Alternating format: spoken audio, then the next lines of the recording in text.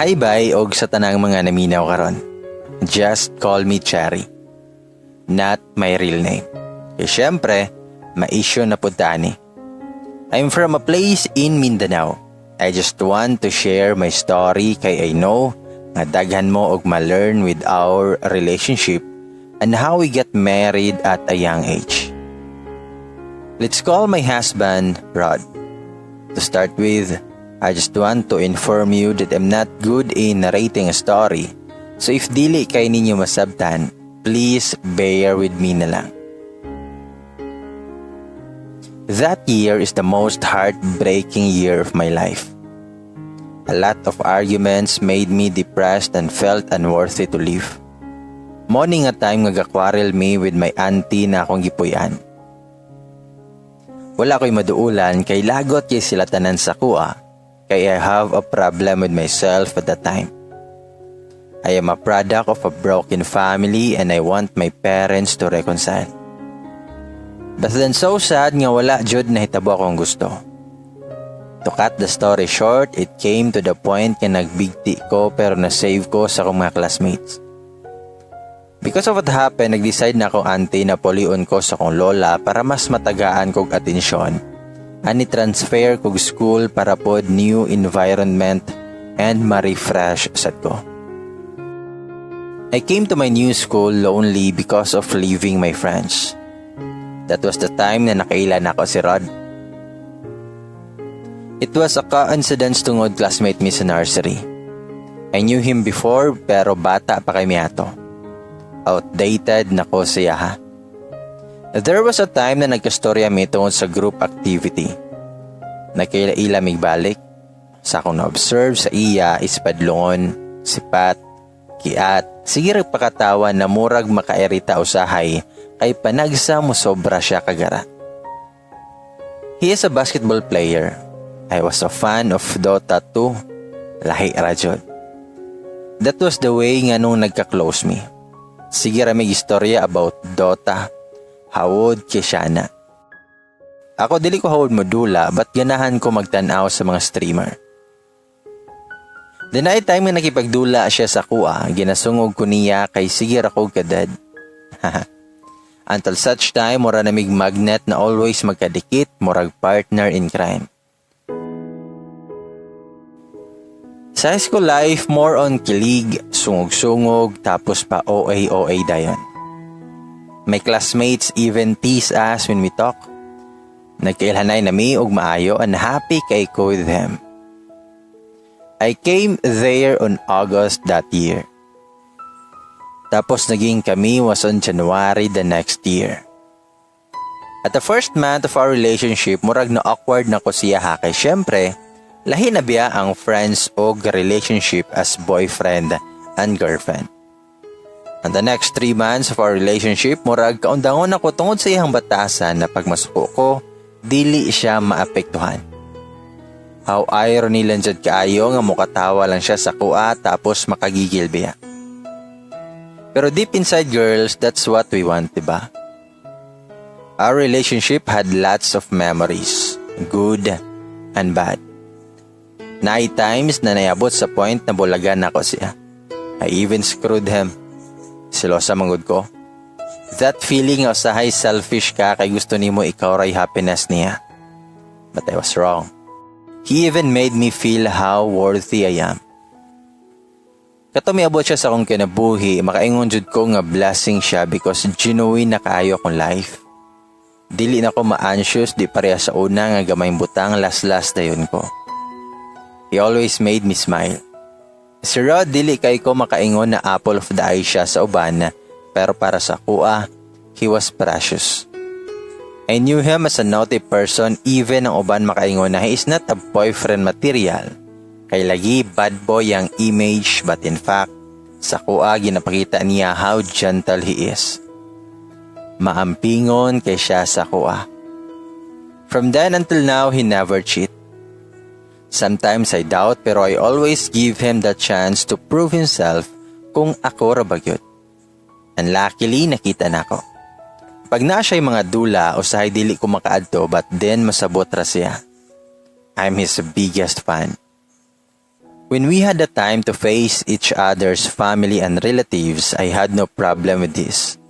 Pero pag-abot sa kang side, it was hell. Night times nga okay sila sa iyaha, but sometimes ginahurat siya like pag magkita nila na magkuyog may pusilon daw siya or kulatahon. Napod ka isang gikod siya sa akong uncle without any reason. That's why we're not able to show to everyone what's with us. Pero I understand the situation because somehow, we are still young in having a relationship. I had emotions mixed up. I was afraid, pero he never gave up. He fought for us. He is manly. Man enough nga usahay pag mag-adto siya sa moa, lutuan miniya sa ko ang relatives. Mutabang siya sa trabuon sa balay and he gave me so much of his time. Proud ko sa iya ha, but still my relatives didn't accept him. Pero okay na sila sa akong mama, pero too soon na dawat na nila. We are almost perfect, almost kaya I had problems with myself siguro kay mahadlok kong mabiyaan because of what happened to my family. Pero na-message ko kung giunsa niya pagsabot sa kuang batasan. I realized na dili tanan ngayon couples, char-char lang ang tanan. Because I am with this person na wala ko giuyab, para lang na ay ma-show off sa friends. He's a keeper. Tungod niya, I strive hard sa school, inspired kay ko everyday. Out of 60 plus students, I belong to the top 3. Imagine how powerful love is. I was not like this before I met him. Our relationship was never boring kay we act as best friends. We love each other like husband and wife na jud. Lingaw kay me. We can't deny the fact that in a relationship, we experience having big fights to the point ka mag-question na ka sa mong self tungod rapod siguro sa kahago-usahay nga makaingon ka nga you need space. I went by that situation pero if you really love the person, you can't resist. Dili ka makalit go. That was the time that I came up with the idea of giving more love to him. All these years, he never failed to make efforts just to make our relationship stronger. Mana siguro ang rason nga nung nagdugay among young love. Consistency is a must. What's holding you back, diba? Time passes by. There's a chance that you might lose the right person. So as long as you are in a healthy relationship, why cheat? Why let go? Why give up? Then one time, nag-istorya me.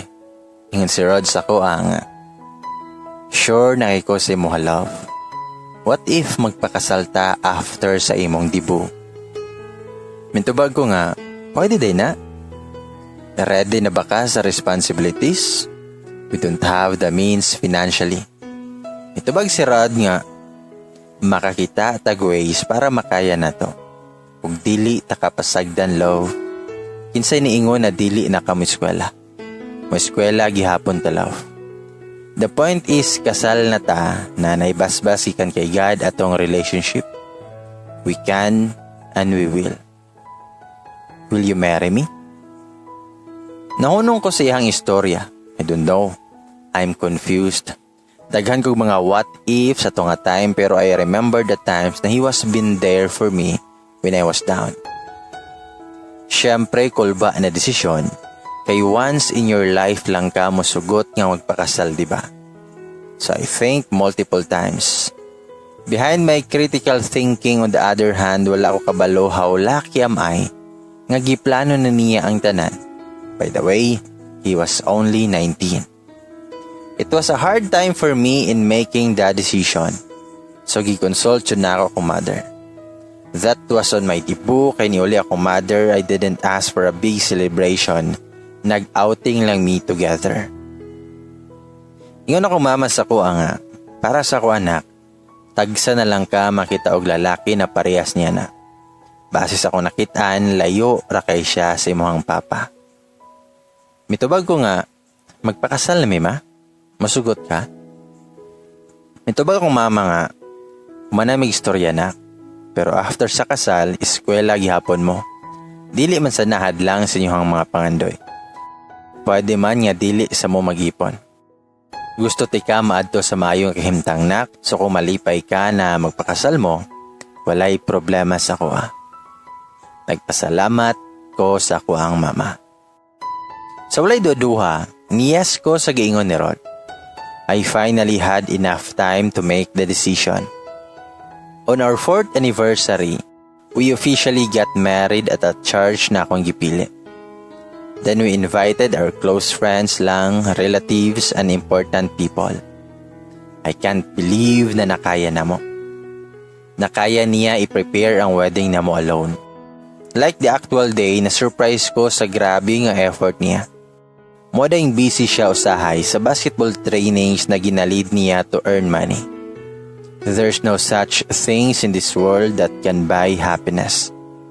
It is a blessing. I can't believe na I am already married right now. Dali ra kayang panahon, dili ko makatuo na iyahan ako completely. He was very responsible. Our love grows even stronger than before. Kanang makatulog ko og tarong kay wala ko'y kulba na inigugma na siya sa lain. Wala ko nagmahay na nagpakasal ko siya. He gave me the reason to tell myself that I am more than enough. It was the most memorable day for a girl nga magsuot og bridal gown.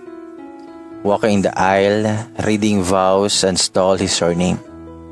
Tapos habang naglakaw ko sa aisle, nagahilak siya which made me felt a dream came true.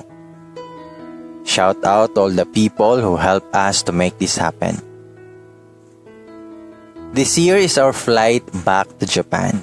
He's now a mechanical engineer and I am a private nurse. Lucky kay me to have the opportunity to work in Japan together. It's been 8 years ago. We proved to the people who doubted us na we can make it together finally. Not to brag, but to inspire you. By the way, wala pa may baby ha. Not now, siguro focus sa og invest for the future. Sa mga teenager readers, basig na amoy plano magpakasal ha. But think a million times if ready na ba jud mo or sure na ba mo with your partner. Wala BI divorce ang Pinas guys. Siguro blessed lang ko to have Rod na jackpatan. An advice lang po, nga to love is not easy. But if you love the person, you will love the idea of loving wholeheartedly. Walang labis, walang kulang. Salamat sa inyong pagpaminaw. Ladies and boys, mao kana ang confession ni Chari.